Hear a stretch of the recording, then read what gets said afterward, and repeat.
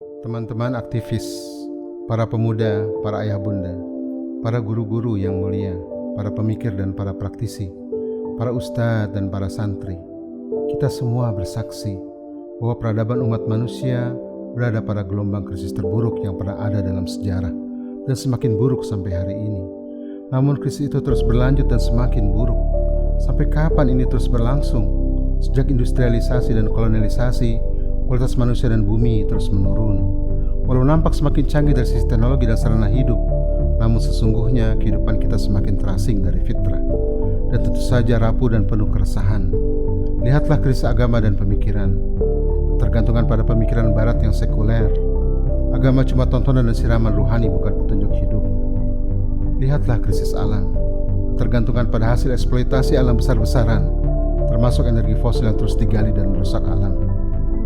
Lihatlah krisis zaman, tergantungan pada teknologi global. Lihatlah krisis kemanusiaan, tergantungan pada sistem kesejahteraan sosial dan rapuhnya keberlanjutan hidup. Pengangguran di mana-mana, tingkat kesejahteraan yang terus menurun. Krisis pendidikan, lihatlah krisis pendidikan, tergantungan pada sistem persekolahan dan banyaknya anak gagal didik pada hari ini. Para ayah bunda meninggalkan perannya, meninggalkan rumahnya hanya untuk menitipkan anak-anaknya. Lihatlah krisis kepemimpinan hari ini, tergantungan pada belas kasih penguasa atau mendewakan penguasa atau menjadikan kita para pengemis yang menanti sumbangan dan belas kasih para penguasa. Lihatlah krisis kesehatan, ketergantungan pada obat dan pola makan yang buruk. Lihatlah krisis pangan, ketergantungan pada pangan yang diproduksi massal dengan zat kimia dan junk food. Lihatlah krisis ekonomi, ketergantungan pada subsidi, lapangan kerja, bantuan negara, mudahnya berhutang dan seterusnya. Lihatlah krisis pernikahan, perceraian mencapai angka terburuk yang pernah ada dalam sejarah di Indonesia. Tidak kurang dari 40 keluarga bercerai dalam setiap jam dan seterusnya. Mari kita semua bersaksi bahwa kita telah berusaha dan berjuang mengatasi berbagai krisis dengan berbagai potensi, kemampuan sumber daya yang kita miliki. Ada yang bergerak dalam gerakan agama, berupa penyadaran agama, pengajian, mengumpulkan masjid dan sebagainya. Ada yang bergerak dalam gerakan pemikiran dan intelektual. Ada yang bergerak dalam gerakan sosial, baik karitatif maupun pemberdayaan. Ada yang bergerak dalam pendidikan keluarga, seperti parenting dan family life coaching dan seterusnya. Ada yang bergerak dalam pendidikan formal dan non-formal, seperti membangun sekolah, pesantren dan seterusnya. Ada yang bergerak dalam ekologi, seperti kampanye hijau, permaculture, energi terbarukan dan seterusnya. Namun, tampak itu semua masih sektoral dan parsial. Keburukan ini masih terus berlanjut. Kita mungkin melupakan sebuah syarat kemenangan, bahwa perubahan yang Allah ridhoi hanya akan tercapai hanya apabila kita berpegang teguh pada tali agama Allah dengan berjamaah. Wa'tasimu bihablillahi jami'a wa la tafarraqu. Tidak bisa sektoral dan individual.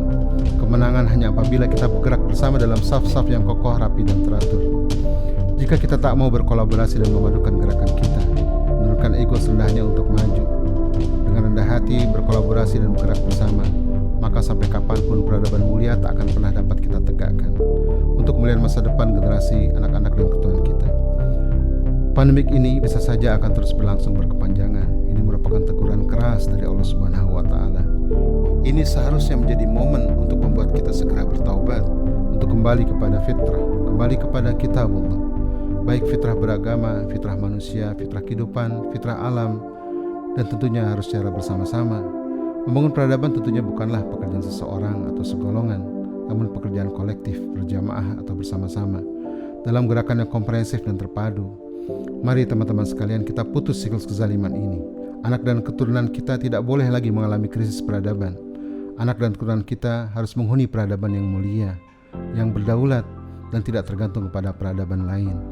Mari kita bergerak bersama. Saudaraku, umat Islam hari ini bagai mutiara dan berlian yang terserak, indah dan mulia namun masing-masing tanpa makna. Fitrah World Movement berikhtiar untuk menyediakan kerangka mahkota agar mutiara dan intan yang terserak itu bisa dijalin dengan dan dirajut dalam kerangka mahkota itu, sehingga kelak menjadilah mahkota yang indah, agung dan mulia untuk dipersembahkan kepada umat akhir zaman ini. Sebuah perjuangan besar selalu dimulai dari langkah kecil, namun kami yakin apabila benihnya baik dan benar, maka ia seperti atom, maka kelak akan dahsyat ledakannya.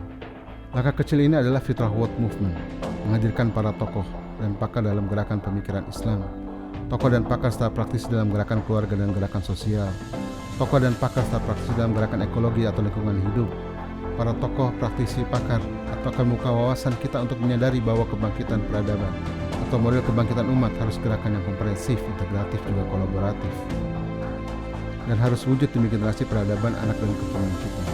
Bagi teman-teman yang ingin kembali kepada fitrahnya, bagi teman-teman yang ingin mengokohkan keyakinannya, bagi teman-teman yang ingin berdaulat dalam mewujudkan misi keluarganya, juga misi komunitasnya secara bersama, bagi teman-teman yang akan hijrah dan ingin menyiapkan mahjar, tempat hijrah yang baik bagi anak dan keturunannya, suatu mahjar yang berdaulat dalam pendidikan, pangan, energi, sosial, kesehatan, dan ekonomi, dan seterusnya.